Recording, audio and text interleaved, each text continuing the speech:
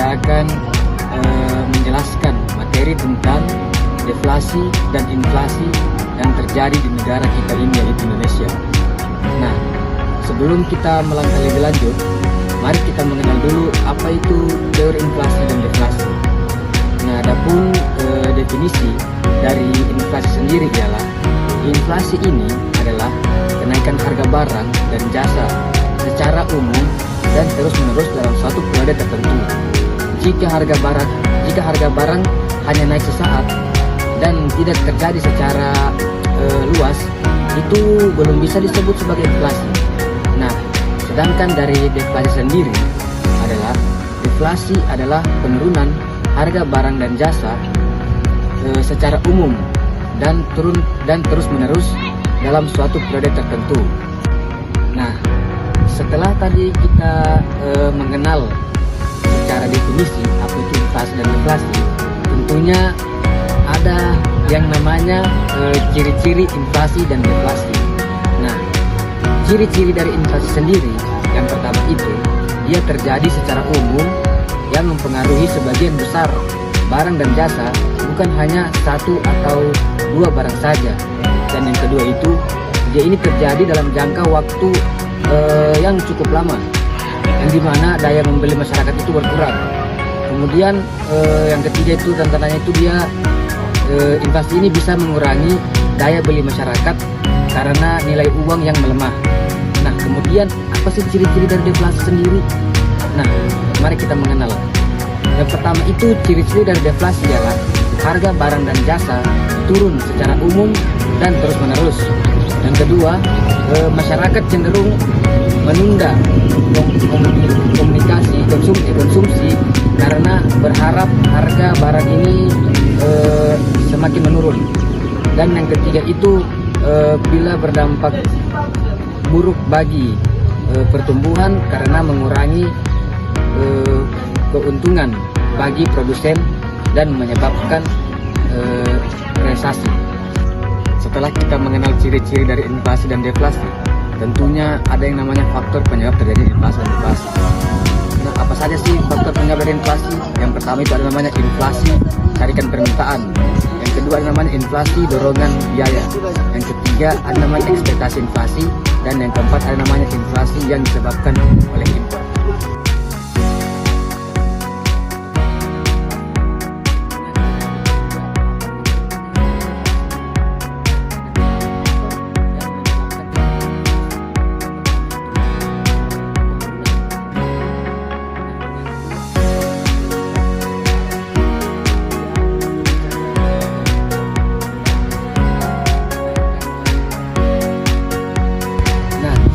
Kita mengenal teori inflasi dan deflasi secara umum, tentunya dalam Islam sendiri ada juga teori tentang inflasi dan deflasi.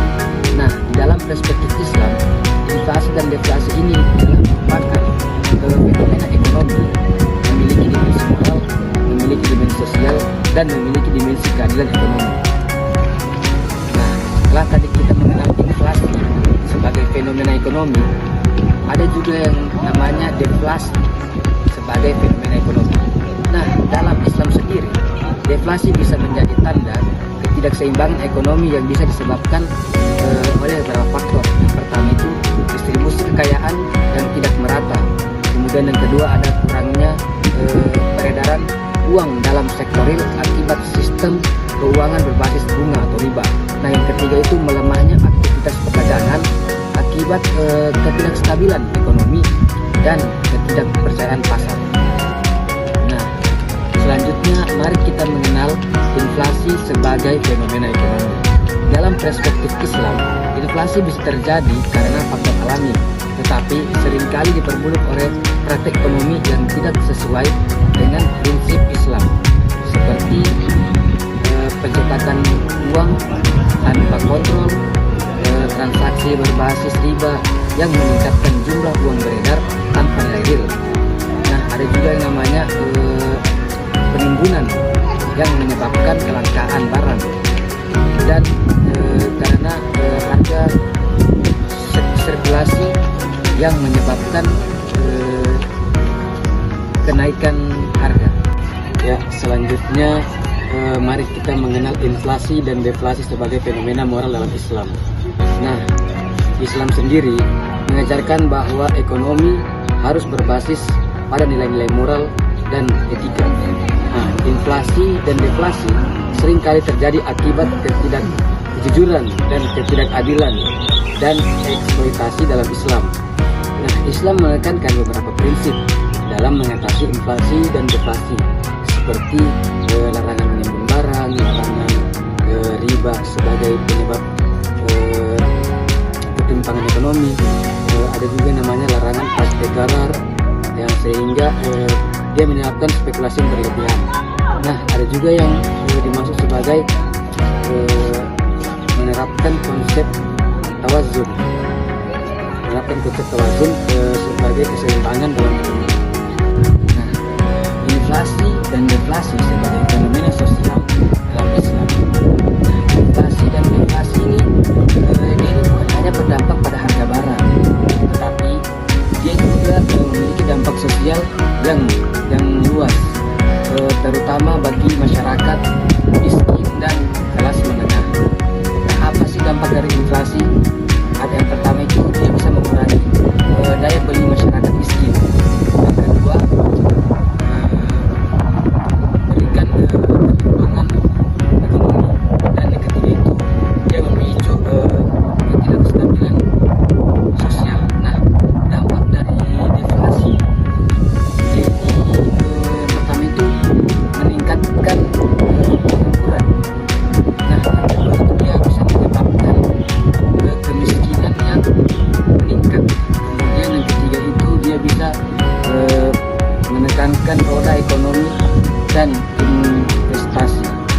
Nah, adapun inflasi dan deflasi sebagai fenomena keadilan ekonomi dalam Islam. Inflasi dan deflasi yang tidak terkendali bisa menyebabkan ketidakadilan, di mana hanya segelintir orang yang mendapatkan keuntungan, sementara mayoritas masyarakat mengalami kesulitan ekonomi, seperti sistem keuangan berbasis sektor real, mekanisme distribusi kekayaan ekonomi, dan kebijakan negara dalam stabilitas harga. Nah, dalam Islam sendiri ada kebijakan Islam di mana kebijakan ini dia mengatasi inflasi dan deflasi. Nah, untuk mengatasi inflasi yang pertama itu menurut kebijakan Islam yang pertama itu bisa kita menerapkan sistem moneter berbasis nilai real. Nah, yang kedua itu melarang riba dan mendorong sistem keuangan berbasis bagi hasil. Nah, yang ketiga itu kita bisa memperkuat zakat, infak, dan sedekah untuk menjaga daya beli masyarakat. Nah, setelah tadi kita mengetahui cara mengatasi inflasi, namun ada juga cara untuk kita bisa mengatasi deflasi menurut kebijakan Islam.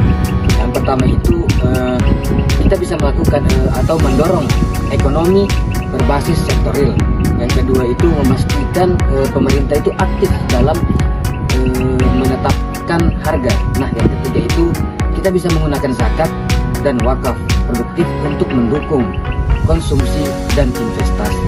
Nah, adapun kesimpulan dari materi yang saya jelaskan tadi, bahwasanya inflasi dan deflasi adalah dua fenomena ekonomi yang saling bertolak belakang. Nah, inflasi ditandai oleh kenaikan harga umum yang berkelanjutan dan penurunan daya beli uang, sedangkan deflasi sendiri ini mencerminkan penurunan harga yang terus menerus dan meningkatkan daya beli uang secara sementara. Nah, keduanya ini dia dapat disebabkan oleh faktor permintaan, biaya produksi, ekspektasi, kebijakan moneter, hingga faktor eksternal seperti impor dan nilai tukar. Mungkin cuman itu yang bisa dapat saya sampaikan. Lebih dan kurangnya mohon dimaafkan. Jika ada kata-kata saya yang salah, itu dapat